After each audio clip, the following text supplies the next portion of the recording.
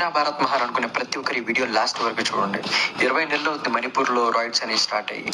And ఈ రాయిట్స్ అనేవి first 2 వర్గాల మధ్యలో జరుగుతున్న పోరులాగా చిత్రీకరించారు. బట్ తర్వాత రీసెంట్గా బయటపడిన ఫ్యాక్ట్స్ ఏంటి అంటే ఇది 2 మతాల మధ్యలో జరుగుతున్న విద్వేషాలు అని చెప్పేసి.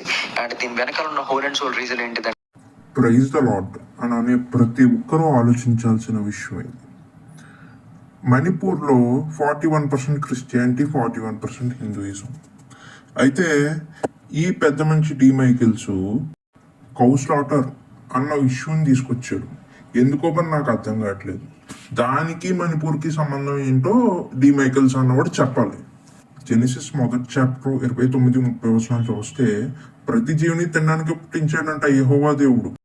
వీళ్ళకి మనిషి ప్రాణం కంటే అన్ని జీవుల ప్రాణాలు వేస్ట్, ఎందుకు పనికిరావు. కానీ మనిషి ప్రాణం గురించి మాత్రం వీళ్ళు మాట్లాడతారు. ఆ మనిషి ప్రాణం బైబిల్ తీసేస్తే కరెక్ట్, ఎందుకంటే దేవుడు తీసేసాడు. ఏంటి నన్నా డి మైకెల్స్, నిజాలు బయటకు వచ్చాయా? ఏం నిజాలు బయటకు వచ్చాయి? నిజాలు బయటకు వచ్చాయి అన్నప్పుడు మరి చెప్పాలి కదా నువ్వు.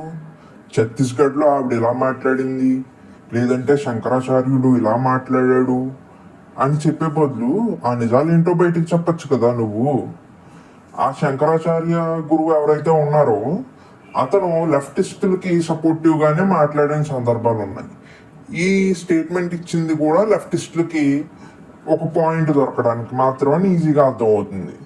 ఇంకా ఏంటన్నా వైలెన్స్ జరిగిపోతుందా? మరి సంఖ్యాకాండం 31వ చాప్టర్ 15-40 వరకు మీరు చేసింది ఏంటి? ప్రైజ్ ద లార్డ్ అన్న ప్రతి ఒక్కరూ ఆలోచించాల్సిన విషయం ఇది. మిడియానైట్స్కి ఇజ్రాయెల్ వారికి గొడవ అయ్యాక, ఒక యుద్ధం అయ్యాక, యుద్ధంలో ఇజ్రాయెల్ వారు గెలిచాక, తిరిగి వచ్చేసాక మోసెస్ అంటే దైవ ప్రవక్త ఎవరైతే ఉన్నాడో అతను చెప్పాడంట, ఏంటి మీరు చంపలేదా ఆడవాళ్ళని ఇంకా చిన్నపిల్లల్ని?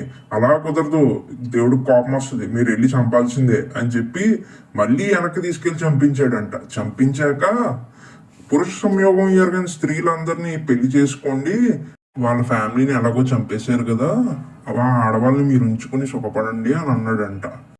గోవా ఇంక్విజిషన్లో మీరు మీ క్రిస్టియన్స్ చేసింది ఏంటి? 200కి పైగా గుడ్లను నాశనం చేశారు. చాలామంది హిందువుని చంపేశారు, చాలామంది ముస్లిమ్స్ని కూడా చంపేశారు.